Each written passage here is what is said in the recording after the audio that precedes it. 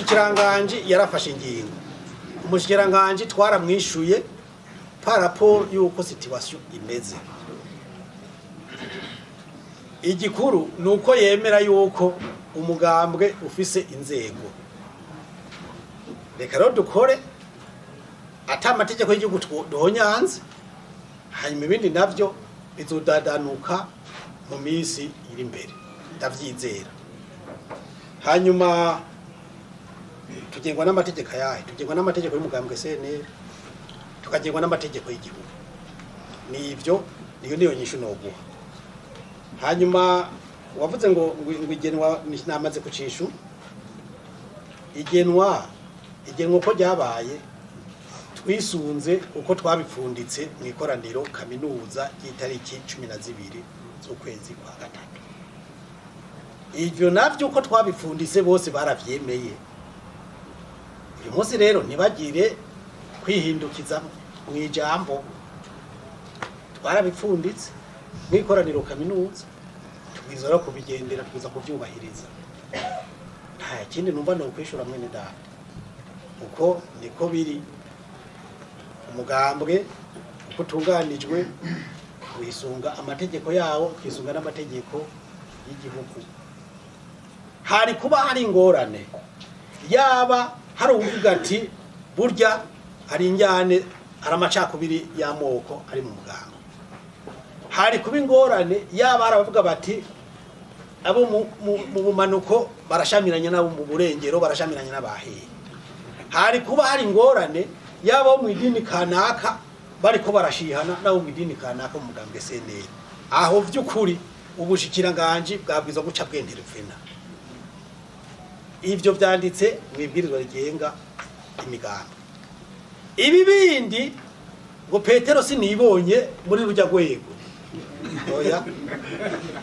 ivyo nukuri iyo ni kwizine interne umushikiranganje iyo ngingo twamusaba yuko ayihagarika akatureka tukabandanya na cane ko twebwe nka CNL ikintu twakoze twagiye mu ntumbero y'igihugu kuko igihugu cyafashe intumbero yuko tuja mu nagurwa ry'intwaro province zitanu commune 42 amazone amajana 450 imitumba n'amakartie 344 ivyo nivyo twagiyemo ni muri iyo ntumbero twebwe turimwo none tube kwisunga amategeko y'igihugu hama ubushikiranganje nabwo baca bagenda kubuja mu gutwi ngo yabihakane twozotera imbere ryari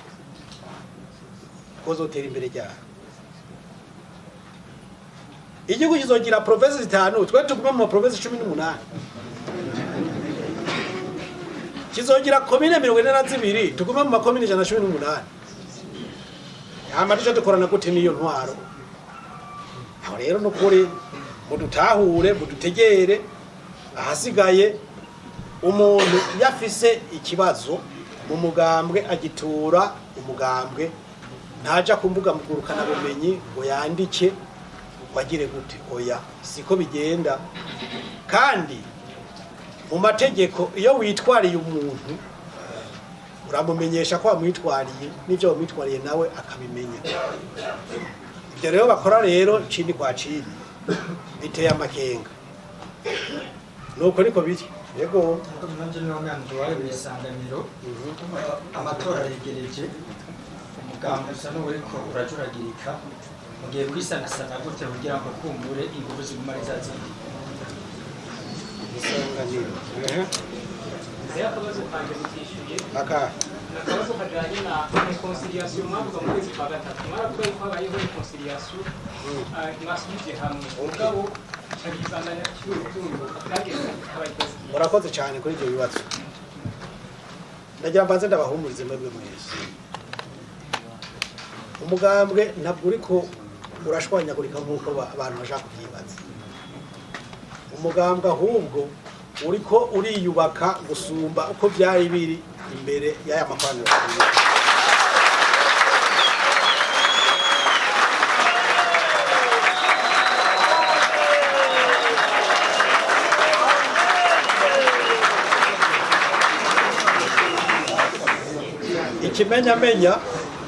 ikimenyamenya n'amakoraniro twakoze muri Burunga, Butanyerera, Gitega, Buhumuza na Bujumbura. Ayo makoraniro twayakoze bamwe muri utwo tugwi nyene bakora ibishoboka byose kugira ngo abantu ntibitabire, mugabo abantu baritabiriye. Ico rero ni ikimenyetso kigaragaza yuko umugambwe uri kurakomera ahubwo gusumba uko bamwe bokubyibajije. Hirya no hino turabona ibikorwa biriko biraba. Mu gihe twatumaze imyaka 3 wibaza ati mbega hariya bari mu kavaziko bari mu biki. Uyu munsi rero turabona ko inyankamugayo hirya no hino zirahagurutse ziri ku kivi, kandi tugezwa kubandanya kuko ishaka turarifise, uburenganzira duhabwa n'amategeko y'igihugu turi nabwo. Icyo dusabwa gusa nuko twubahiriza amategeko y'igihugu, twubahiriza umurundi uwo ari we wese. Wewe rero uti ibyo twumvikanye ati byasubiye ibuti gute? Ntibyasubiye ibuti kubera twebwe, ngabo byasubiye ibuti kubera bo nyene, kubera bafise ngira ngo ikintu cy'ikinyegezwa bafise bo bicayeho. Nagira ndaguha akarorero mu byo twavuganye ku itariki 18 z'ukwezi kwa kabiri.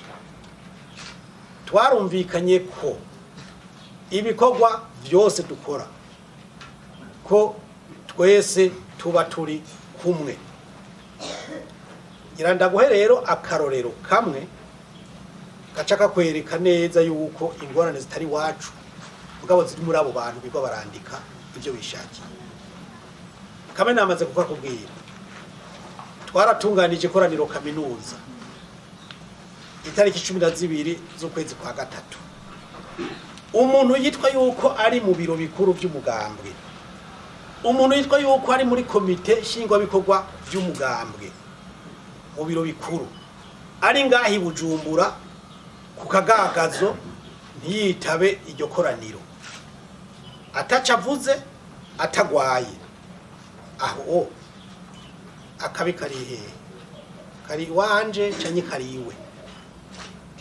Ico ni kimwe. Mu ndwi ya mbere y'ukwezi kwa kane, abashinga amateka n'abakenguza amateka twari dufise uruganda twakoreye Ngozi. Ubwo ruganda rwategezwa guhera ku munsi wa gatandatu itariki 8.